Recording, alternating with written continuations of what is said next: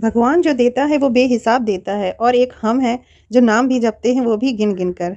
चलिए शुरू करते हैं। ये कहानी एक आलसी लड़के की है। ये एक लड़का था जो बहुत आलसी था। वो अपना कुछ करना ही नहीं चाहता था। वो चाहता था कि बस मुझे खाना-पीना मिलता रहे और आराम से मैं बस अपनी ज़िंदगी इसी तरह आराम से सुखपूर्वक बिताता रहूँ। बस खाने-पीने से ही उसको मतलब था और कोई कार्य करना ही नहीं चाहता था। फिर उसे कुछ दिन बाद एक सज्जन मिले। उन्होंने बताया कि यहाँ एक आश्रम है जहाँ तुम आराम से जाकर रह सकते हो। वहाँ तुम्हें खाना-पीना मिलेगा और कुछ करना भी नहीं पड़ेगा। तो उसने सोचा अरे इससे अच्छी जगह तो कुछ हो ही नहीं सकती है। चलो मैं उस आश्रम का पता करता हूँ और वहीं जाकर रहता हूँ। उसने उस आश्रम का पता किया और जाकर वहीं रहने लगा। बढ़िया आराम से वो सुबह शाम खाना-पीना खाता, दिन भर आराम करता। इसी तरह आराम से अपना दिन बिताने लगा वहाँ पे। फिर कुछ दिन बीते, इसके बाद एक दिन ऐसा आया जहाँ आश्रम में कुछ खाना नहीं बना। सुबह नहीं बना खाना तो उसने सोचा चलो शाम को बनेगा तब खा लूँगा। लेकिन शाम को भी खाना-पीना देखा उसने कि कुछ नहीं बन रहा है। फिर उसने वहाँ के जाके गुरुजी से पूछा, गुरुजी मुझे तो भोजन करना है और आज भोजन नहीं बना। तो गुरुजी बोले आज एकादशी है, आज यहाँ भोजन नहीं बनता है। तो वो बोला कि मुझे तो बहुत ज़्यादा भूख लगी है, मुझे तो खाना खाना है।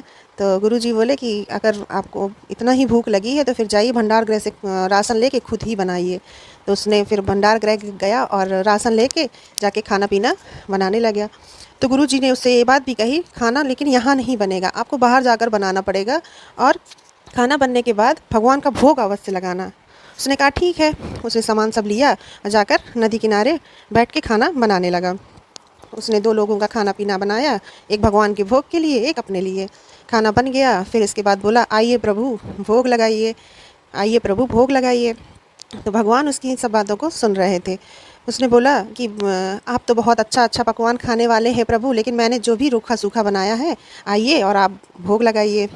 भगवान उसकी ये सब बातें सुनकर बहुत प्रसन्न हुए और भगवान सीता माँ के साथ उसके जहाँ उसने खाना-पीना बनाया था वहाँ पर आ गए।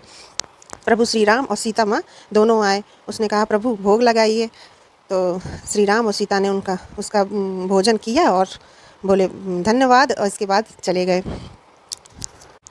उसने देखा भगवान तो सब भोजन करके चले गए, अब उसके लिए तो कुछ खाने के लिए बचा ही नहीं। उसने सोचा चलो कोई बात नहीं, ऐसे ही सो जाता हूँ, कल सुबह तो भोजन मिलेगा ही तब कर लूँगा। फिर इसी तरह फिर कुछ दिन बीते और फिर एकादशी का दिन आया, फिर आश्रम में कुछ नहीं बना और फिर उसने राशन लिया और जाकर स्वयं बनाने लगा। उसने सोचा इस बार मैं 4-5 लोगों का खाना-पीना बनाऊँगा। भगवान जी अकेले नहीं आते, लेकर आते हैं, तो इस बार कम नहीं मुझे पड़ेगा। फिर उसने पूरा खाना तैयार किया और फिर भोग लगाने के लिए रखा। बोला प्रभु आइए भोग लगाइए। इस बार श्री राम प्रभु अपने पूरे राम दरबार के साथ आए, सबको लेकर आए, भरत शत्रुघ्न लक्ष्मण सीता हनुमान जी सबको लेकर आए। तो जब भोग रखा उसने तो सब आए, सबने पूरा भोजन किया और आराम से खाया पिया चले गए। फिर उसने सोचा फिर मुझे कुछ नहीं बचा है, प्रभु तो सब इतने लोग लेकर आ गए थे, चलो कोई बात नहीं कल कर लूँगा, अब ऐसे ही सो जाता हूँ।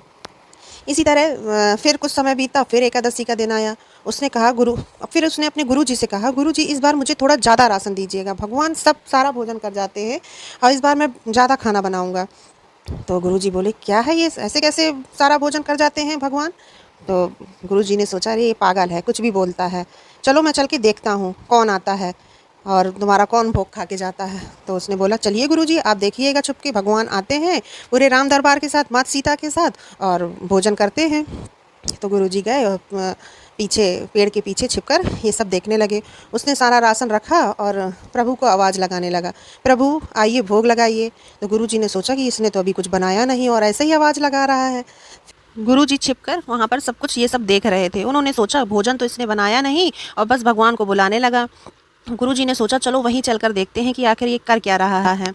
उसने फिर बोला प्रभु आओ और प्रसाद पाओ। इसके बाद प्रभु आए, प्रकट हुए, उन्होंने उसको फिर दर्शन दिए।